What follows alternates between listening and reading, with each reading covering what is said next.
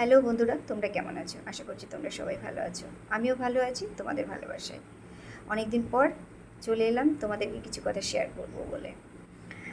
কিছু কিছু জিনিস আছে শেয়ার না করে থাকা যায় না, শেয়ার করতে হয়।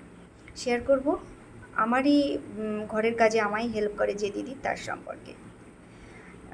সে আজকে আমাকে দুঃখ করে বলছে এবং চোখে জলও ছিল।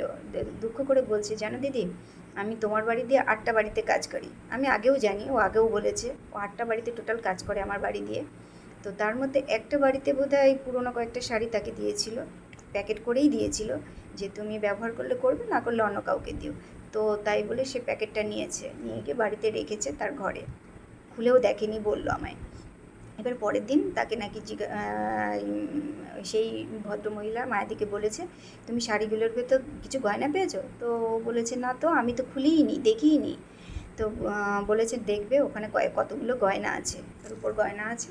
তা আমি ঘরে পাচ্ছি না, ওখানে শাড়িগুলোর ভেতরে রেখেছিলাম, তার মানে ওর ভেতরেই আছে। এবার বাড়িতে গিয়ে সরল মায়াদি, ভীষণই সরল, বাড়িতে গিয়ে দেখেছে নেই ওর ভেতরে। এবার মায়াদি সব প্যাকেট করে আবার তাকে পরের দিন নিয়ে এসে ফেরত দিয়েছে শাড়িগুলো, যে আমি নেব না শাড়িগুলো, তুমি নাও। তার খারাপ লেগেছে, অবভিয়াসলি খারাপ তো লাগবেই, তাই না? তো সে তো নেয়নি, আর নিতে পারেও না। আমি এটা খুব জোর গলায় বলতে পারি। তার কারণ আমি বড় সাক্ষী আছি একজন। তো এইবারে আমার কাছে আজকে সকালবেলা এসে আমাকে বলছে, জানো দিদি, এরকম এরকম ব্যাপার, এই হয়েছে। তো এবং মায়াদি তাকে বলেওছে, তুমি তোমার ঘরে ভালো করে দেখো, পাবে কিন্তু। এবার কিছুদিন পর সেই ভদ্রমহিলা গয়নাগুলো পেয়েছে, পেয়ে আবার তাকে মায়াদিকে বলেওছে যে পেয়েছি। তাহলে তোমরাই বলো যে না জেনে বুঝে কাউকে এরকম মানে বলা উচিত? তার মনটা কেমন হতে পারে বলো? রীতিমতো সে কান্নাও করেছে কিন্তু। এইবারে সে এরকম করবেই না, করবেই না। শুধু না জেনে বুঝে কাউকে সন্দেহ করা উচিত নয়। তুমি যদি সঠিক না জানো, এতটুকু একটু তো জানতে হবে যে না এরকম, তবে তুমি দোষ দাও, ঠিক আছে, মেনে নেওয়া যায়।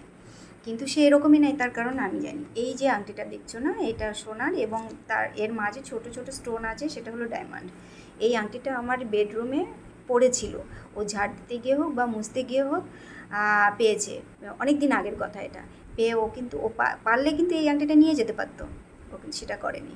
এই আংটিটা আমায় দিয়েছে, যে দিদি, উল্টে আমায় বকা দিয়েছে যে দিদি তুমি একটুখানি দেখে রাখতে পারো না? বলো কতজন আসছে যাচ্ছে, বাচ্চা কাচ্চা আসে, নিয়ে হাতে করে তো নিয়েও নিতে পারে, এদিক ওদিক ফেলতেও তো পারে বাইরে, তাই বলে বকা দিল কিন্তু। তাহলে বলুন, সেই মহিলা যদি এরকম মন মানসিকতা হতো, তাহলে কি আমায় দিত? দিত না।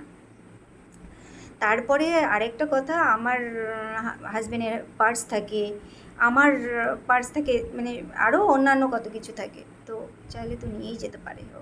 আমরা বাড়িতে কেউ থাকিই না বলতে গেলে। আমার ঘরের চাবি একটা ওর কাছে থাকে, একটা চাবি ওর কাছে থাকে। ও যখন, যে আমরা সারাদিন থাকছি না, ও এসে কাজ করে আবার বেরিয়ে যায়। কিছু বলার নেই, ভিডিওটা এই জন্য করলাম, যদি তার কানে পৌঁছয়, নিজে একটু অস্বস্তি বোধ হয় যেন। জানি হবে না, একটু একটু নিজের কাছে নিজে যেন, আর কি বলবো, কিছু বলার নেই, ভিডিওটা যেন দেখে, এটাই আর কি বলার। বাই, সবাই ভালো থেকো।